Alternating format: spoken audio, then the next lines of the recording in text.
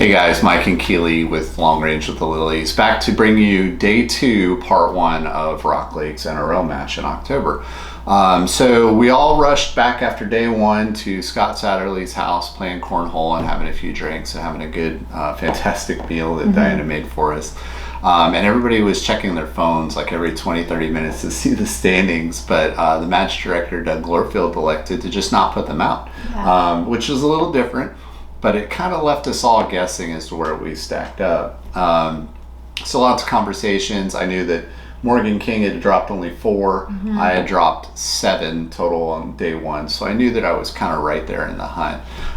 Showed up the next day wanting to check scores, and then lo and behold, there were no scores to be had. So we just had to sit out there and do what you do. It was kind of different, but I actually kind of enjoyed it. It added like an extra little bit of suspense. Yeah. So we started out day 2 on stage 6, prone for the piggies. It was 2 pigs, one at 816 and one at 850, and they were not big. No, they were pretty small. Yeah. You didn't have your wind right on you, and they were skyline too. So good luck seeing your misses. If you missed, you just got to make a guess. So the theme for day 2, day 1 was pretty much all positional out on Rock Lake Rifle Range proper, and day 2 was out on kind of the farm side of the ranch. Down by the barn. Yeah, down by the barn, and it was a lot more positional, a lot more prone, a lot smaller targets, and a lot further distance. Yes. The average distance was much further, as you guys are going to see from the stages. So we started right in on prone for the piggies, and we'll just roll the footage for you.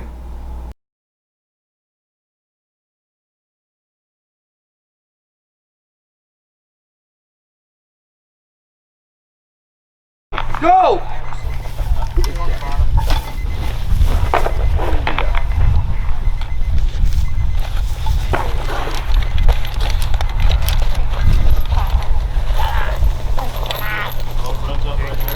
It's even hard to find the front of it. Yeah. Get up on it. I'm read you right on top.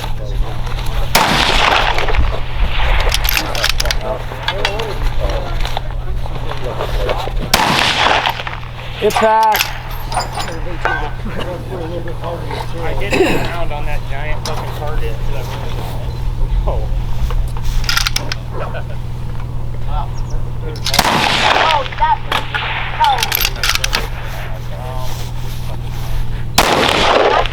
Impact! I'm up next. Yeah, I'll take over a sec. Impact!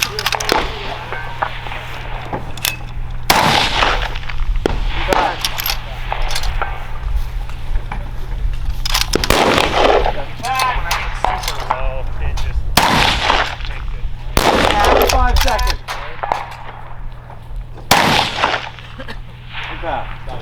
Were those last 2 both impact? Okay, so there was my run on prone for the piggies. I ended up dropping 2. I remember walking off the stage, and I think I was still kind of in the mindset of day 1, where if you dropped any shots, you were just tumbling down the scores. So I was a little disappointed. But then talking to the ROs at the end of the day, I shot a 6, and it was one of the better scores for the day.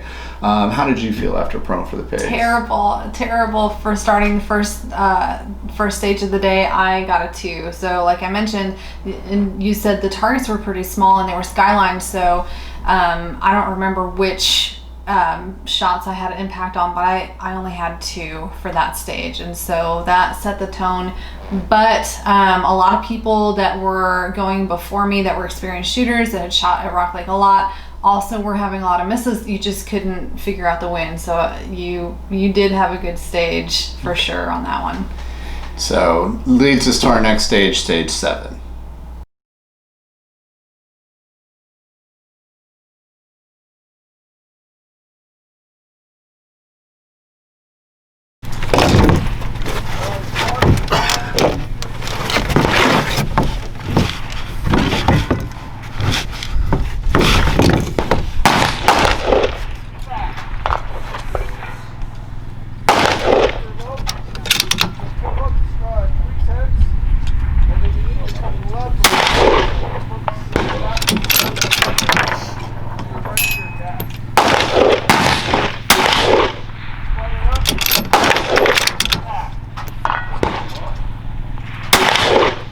What the f?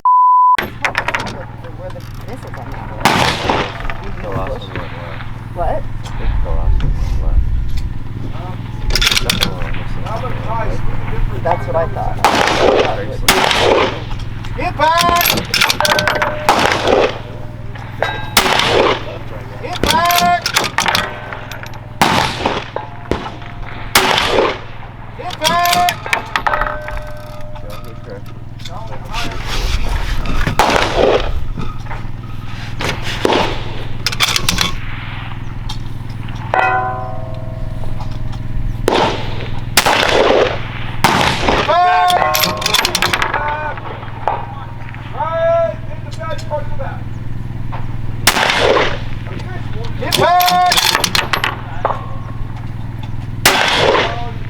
Get back!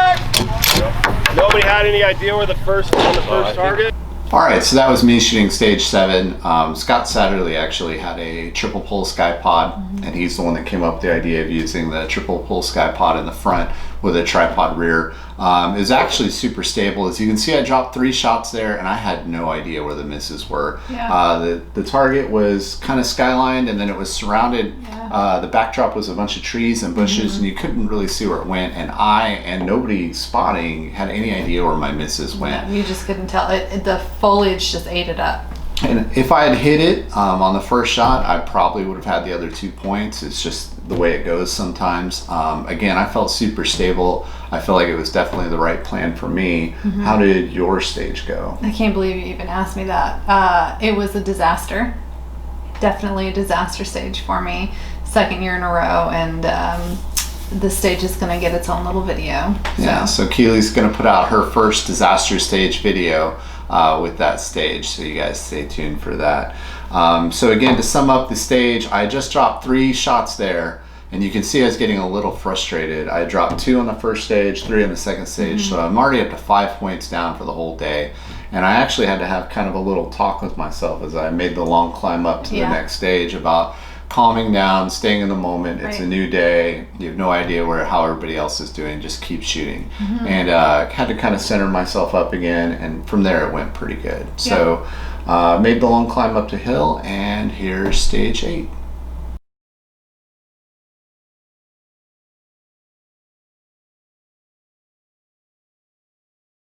Shooter understand the course of fire? Yep. Shooter ready? Yep. Time starts now.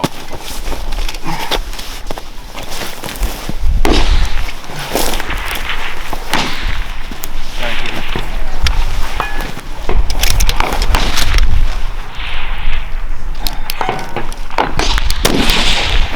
Impact. Impact.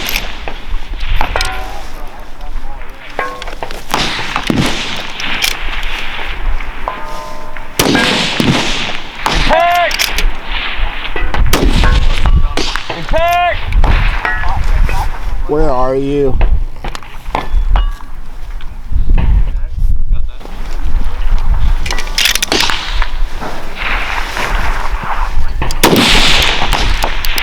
Impact. Impact.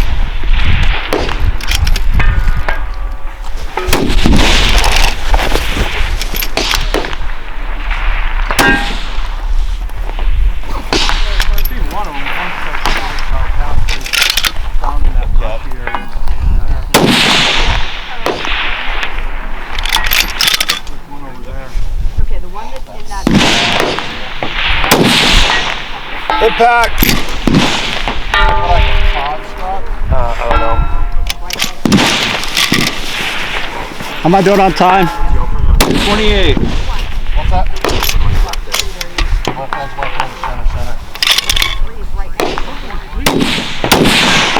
Impact.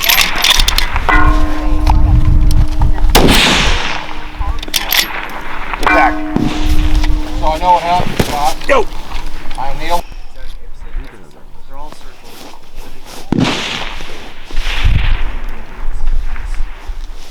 Time.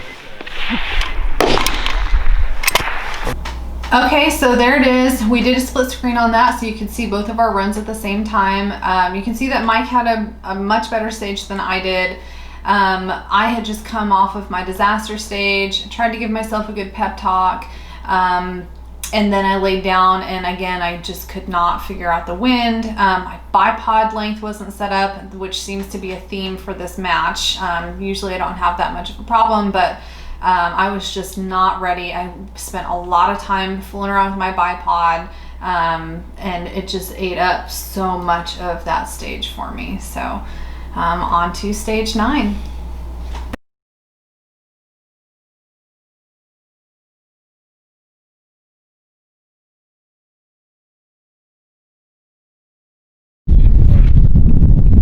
Do it.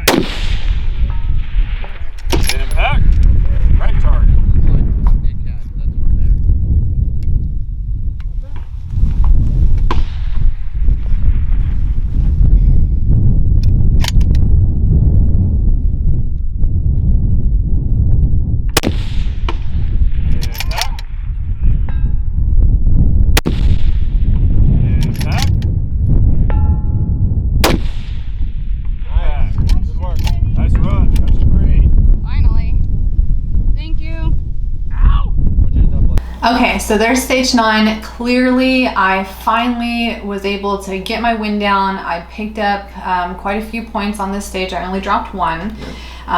Sam with his wonderful RO skills, nice and easy impact. Some things that happened between stage 8 and stage 9 for me is I really did stop and reassess everything. I was shooting with Janae and Owen, who I've never shot with Janae before, but obviously Janae is amazing, and I have shot with Owen quite a few times, and he's like, hey, just do your thing. Super calming, relaxing person to have in your squad, and a great shooter to boot. He is. So gave me a little pep talk. I laid down, and I only dropped 1 on this stage. How'd it go for you? It went less well for me. There seems to be a theme. I love Sam to death, and my 2 worst stages, one on day 1 at the fence, and then this one were with Sam. So for whatever reason, whenever Sam's ROing, I tend not to do as well. Which brings me to my point. And Sam, we want to get you out there shooting, bud. I need to see you out there shooting. Jake is killing it all on his own. It's time for you to get out there and start pulling triggers, bud. All right. On to stage 10.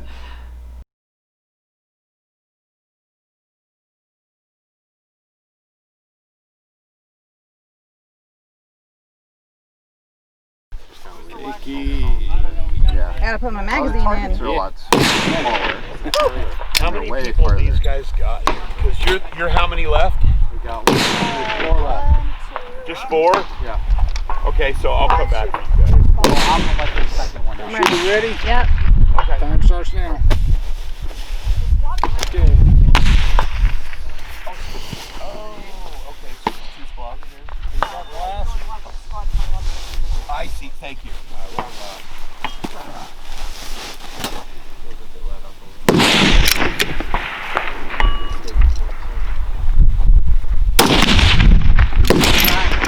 Is that impact? Yes.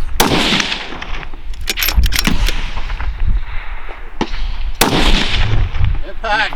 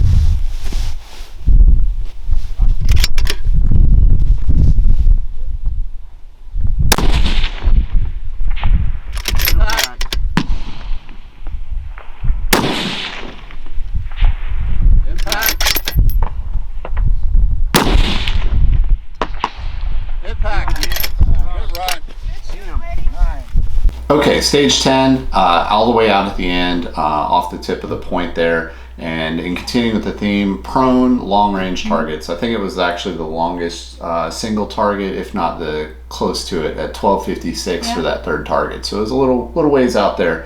I shot it. I think I dropped one. Pretty good stage for me. How did it go for you? It went great. Coming off of stage 9, I was pretty confident. And, you know, I just laid down and did my thing. I think I hit the first one, and then the second one went right off the edge and then came back, and then the rest were impacts. So I felt really good going back down on that truck ride down to stage 1.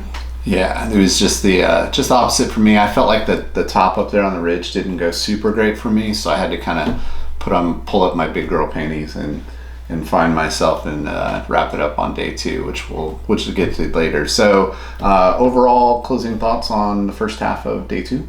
So the first half of day 2 was really awful for me right in the beginning, and then you know, towards the middle things picked up and I was feeling good. So yeah, I think for me, I felt like I was having kind of a mediocre day. I wasn't doing terrible, but I wasn't shooting as well as I felt like I could have. Right. So have to pick it up from there. Hey guys, thanks for watching. We really appreciate all the comments you guys have been giving. And do you have anything you want to close with? Yeah, keep your eye out for part 2 of day 2 coming up.